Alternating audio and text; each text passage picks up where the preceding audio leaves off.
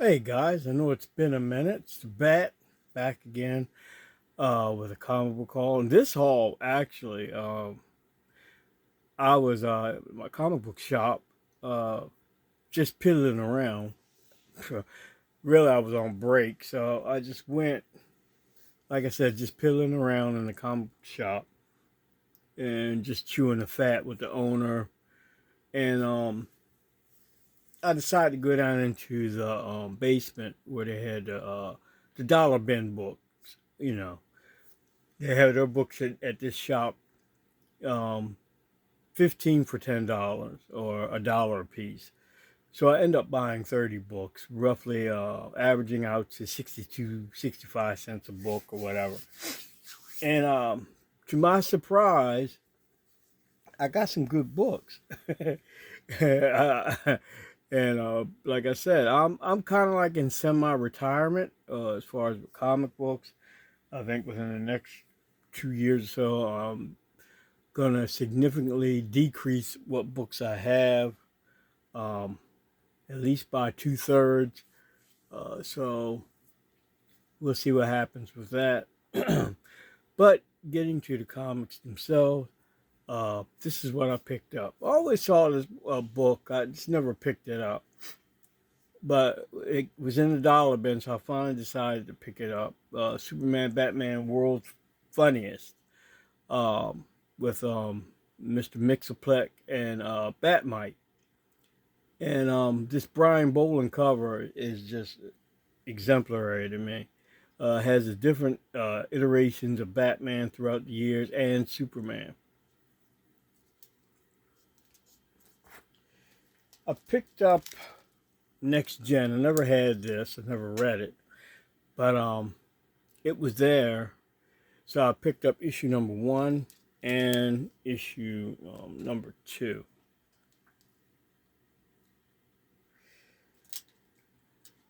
Bolt from American Comics back in the day when independents, a whole bunch of independent companies were, excuse me, were burgeoning at the time. And what really got me with this cover, that it was drawn by Steve Lytle. I think he passed away, but he was one of my favorite artists, underrated artists. Nobody really talks about him and his art, but I've always been a big fan of Steve Lytle art. Um, so when I saw this issue number one of Bolt, I definitely had to get it, and the condition of it really was the icing on the cake. Buffy the Vampire Slayer, issue number 18. I got it because of the photo cover. I try to collect photo covers of certain comics, that stand out. And this show was really something special back in the day. Buffy the Vampire Slayer was a well put together show.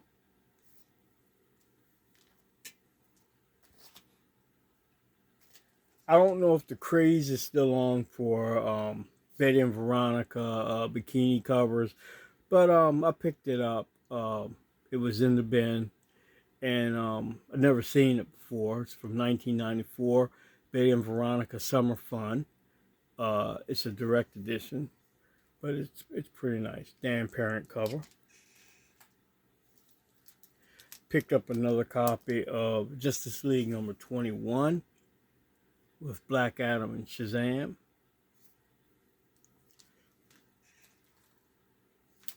Total Eclipse was mentioned. I forgot what YouTube channel was talking about it.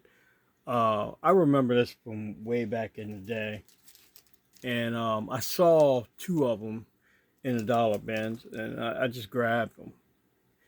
65 cent. You can't beat it. What's to lose? New Guardians number one's been mentioned too. Decided to pick that one up. Condition. I mean, books in the dollar. I was surprised when I went down the basement to the dollar bin section that the condition of a lot of the books were remarkable. Like they must have been in storage for quite a bit. Now this is when I got into a lot of surprises. Found a lot of newsstands. Betty and Veronica Summer Fun number four. from 1997, newsstand. Betty and Veronica, number 115, another bikini cover, newsstand. Talon. I'm surprised they haven't done more with this character.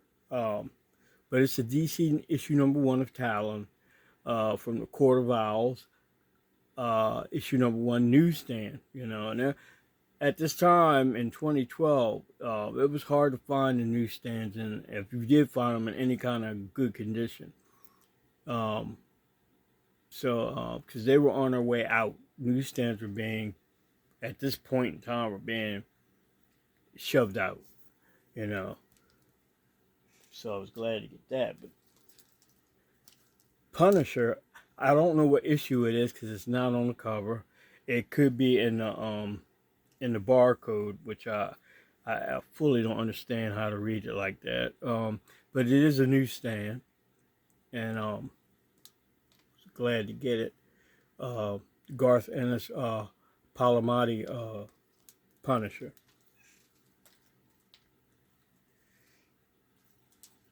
Marvel Comics presents with Ghost Rider and Cable, another newsstand, issue number 90 of Marvel Comics presents. Sam Keith cover. And this bunch that I'm going to show now really shocked me, because I was just haphazardly going through comics, but I take my time when I go through dollar bin boxes. And if you saw some of my old videos, I showed you how most people, when they go through a comic book box, they rifle through the top. They're looking at the top of the comics, like so. They don't never look down at the bottom of the books. I normally take the first, if there's a long box or a short box, doesn't really matter. The first 25 books in that box, I'll pull out and look at them individually and set that stack to the side, which gives me a space for me to flip books forward so I can look all the way down.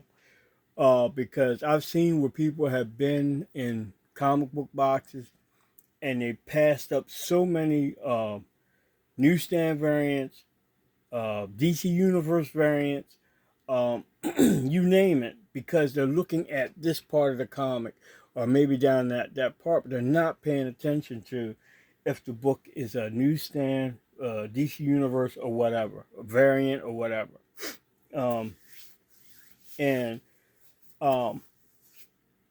Like I said, their loss is my gain, because that's always in my mind's eye when I am going through a short box or a long box. Newsstand or direct editions from 1979. The barcode with the slash in it, those are rarer than the newsstands of that time period. It seems I guess through the community, everybody's gone newsstand crazy, regardless if it's newsstand from back in 79 or if it's newsstand current. And that's wrong. I mean, I'm not here to argue with anybody over how you collect.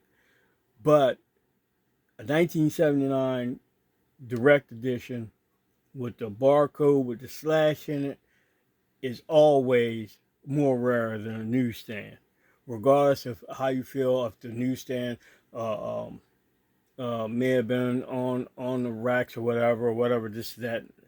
The percentage of books that were out at that given time in 1979 were all newsstands. You had them in all kinds of stores, and they were readily available. The comic book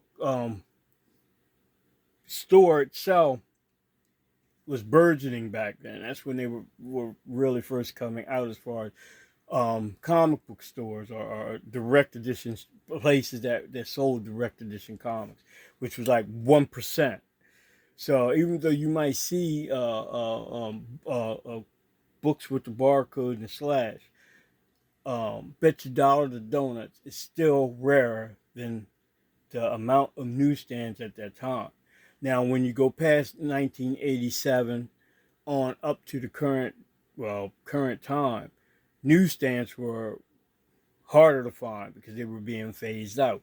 Like these 2012 Marvels that I picked up at the comic book shop. I was like floored when I actually pulled the book up, Fantastic Four #1, and found out it was a newsstand. Let me see if I can show you what you look for. Okay, if you look at it, it's got the name with the barcode. It's got the name of the comic, and it says display until 12/25/2020.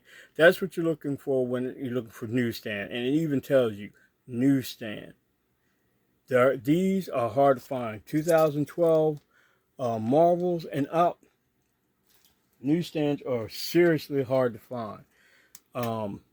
Uncanny X-Men #20. Found a newsstand for that one.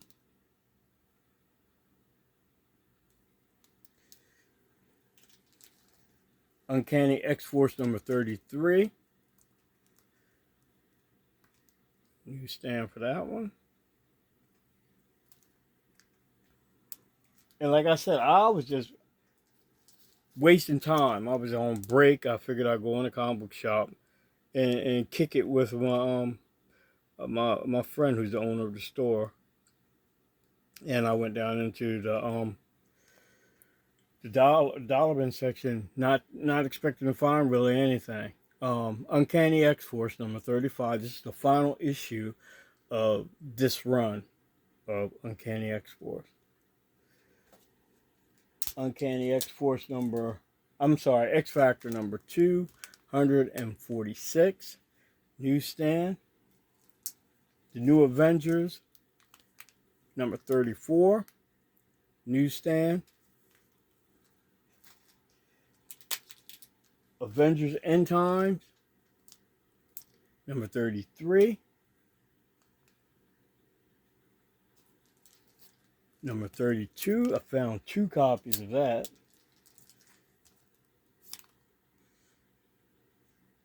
In the newsstand. Uncanny Avengers issue #1. I found 2 copies of that. In a newsstand. Ultimate Comics Iron Man #1. Newsstand. Avengers A vs. X #4. A vs. X #5. And finally, Punisher Warzone. Punisher Warzone #1 from the limited 5-issue series. And I was really surprised. I mean, it floored me because for so long, I've been getting newsstands, but not these later edition newsstands. They're, like I said, they're extremely, extremely hard to find. And if you find them, to find them in any kind of good shape, But I've been pretty busy. I still buy comic books here and there. Love Ultimate Spider-Man. But let me take my phone. I'll show you a quick glance of how, since my last video, how backed up I am. And it's really kind of a shame. Hold on. Might hear a snap sound. I'm taking off this thing. Okay. These are all the variants that I got a catalog and put away, with some other books down here that's got to be cataloged and put away.